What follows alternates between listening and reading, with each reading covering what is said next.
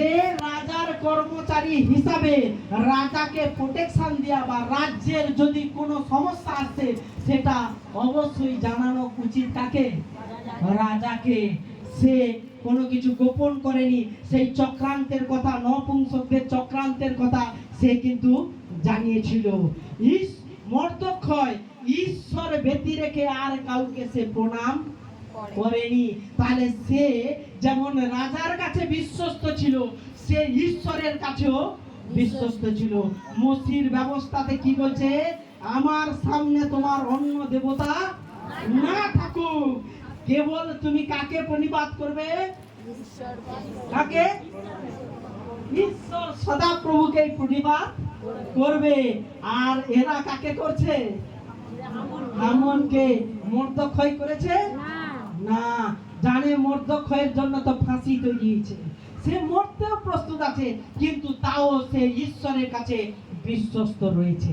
সমস্ত প্রতিকূল পরিস্থিতির মধ্যেও আমার জন্য হয়তো দুঃখ তৈরি হয়ে গেছে, আমার জন্য হয়তো ফাঁসি কাঠ তৈরি হয়েছে, আমার বিরুদ্ধে হয়তো চক্রান্ত করার জন্য অনেক কিছু তৈরি হয়ে গেছে, তার জন্য যে এই নয় যে আমি এই জগতের সঙ্গে আমি আপোষ করব, ঈশ্বরের বিরুদ্ধে আমি কাজ করব, ঈশ্বরের বাক্যের বিরুদ্ধে আমি কাজ করব, প্রভুর প্রতি আমি বিশ্বস্ততা থাকবো না, এমন নয়।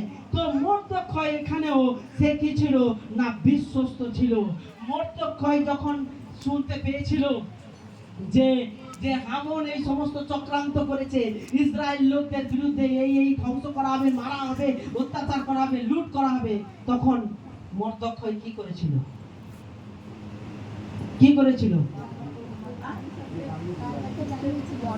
উপবাস প্রার্থনা। হ্যাঁ, তো কি হয়েছিল না? মর্দক্ষয় এবং ইষ্টের এক পরামর্শ হয়ে তারা 3 দিন রাত কি করেছিল?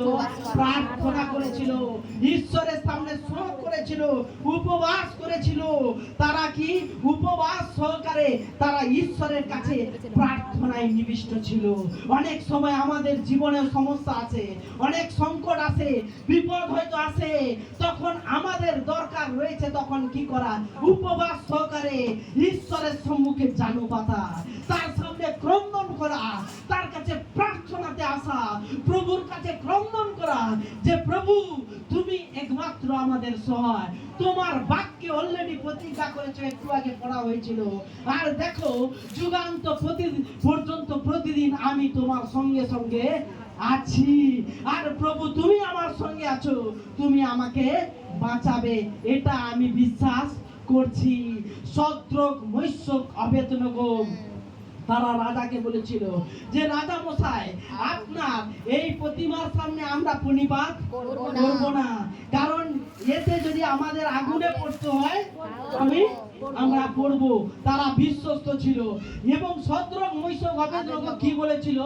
যে আমরা যে ঈশ্বরের সেবা করি, আমরা যে সদাপ্রভুর আরাধনা করি, যে জিহোবার আরাধনা করি, যে ইয়াহওয়ে ঈশ্বরের আরাধনা করি, সেই ঈশ্বর সদাপ্রভু তিনি জীবন্ত ঈশ্বর, সেই ঈশ্বর সদাপ্রভু তিনি মৃত্যুঞ্জয় ঈশ্বর, সেই ঈশ্বর সদাপ্রভু তিনি আমাদেরকে এই আগুন থেকে বাঁচাতে সমর্থ আছে।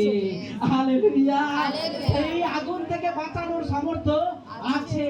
আমাদের সামনে যাই কিছু ভয় আসুক না কেন, বিপদ আসুক না কেন, সংকট আসুক না কেন, অভাব আসুক না কেন, তাড়না আসুক না কেন, যেন আমরাও বলতে পারি আমরা যে ঈশ্বরের আরাধনা করি, যে প্রভুর আরাধনা করি, সেই প্রভুর সামর্থ্য রয়েছে তিনি আমাদেরকে উদ্ধার করার জন্য। আর শদ্রক, মৈশক, অবেদনগো আরেকটা কথা বলেছিল, সেইটা আমার খুব স্ট্রাইকিং পয়েন্ট। বলছে রাজা মশাই যদি নাও করে, কি বলেছিল? যদি নাও করে তাও আপনার প্রতিমার সামনে আমি মাথা নত করব না। হালেলুয়া। একটু আগে সন্দীপ দা বলছিল ঈশ্বর আশীর্বাদ করলে, সুস্থ করলে কি একটা কথা এখনই হচ্ছিল না? ধন্যবাদ। আর না করলে বাপ। প্রভু তুমি বাপ। আমি তুলে দিয়েছি হাত, ঠিক আছে? তো ঘটনা হচ্ছে কি, কিন্তু সদ্রম ঐশ্বর বেদ্রম করেনি। বলছে যদি নাও করে, নাও বাঁচাই, তাও আমি বিশ্বস্ত থাকবো, তাও আমার ঈশ্বরে আমি বিশ্বস্ত থাকবো। এই জন্য আর ঈশ্বর সদাপ্রভু তিনি আমাদের পাশে থাকতে চায়, তিনি আমাদেরকে বাঁচাতে চায়, তিনি আমাদেরকে উদ্ধার করতে চায়, যদি আমরা তার প্রতি বিশ্বস্ত থাকি। যদি আমরা তার প্রতি বিশ্বস্ত থাকি, বিশ্বস্ত থাকা মানে শুধু প্রভুর নাম করা নয়, শুধু প্রার্থনা নয়, শুধু যে ঈশ্বরের বাক্য শ্রবণ করা সে বিষয় নয়, যে শুধু যে ঈশ্বর আমাকে মনোনীত করেছে সেই জন্য সবই আমাকে বাঁচিয়ে দিবে উদ্ধার নয়, কিন্তু সমস্ত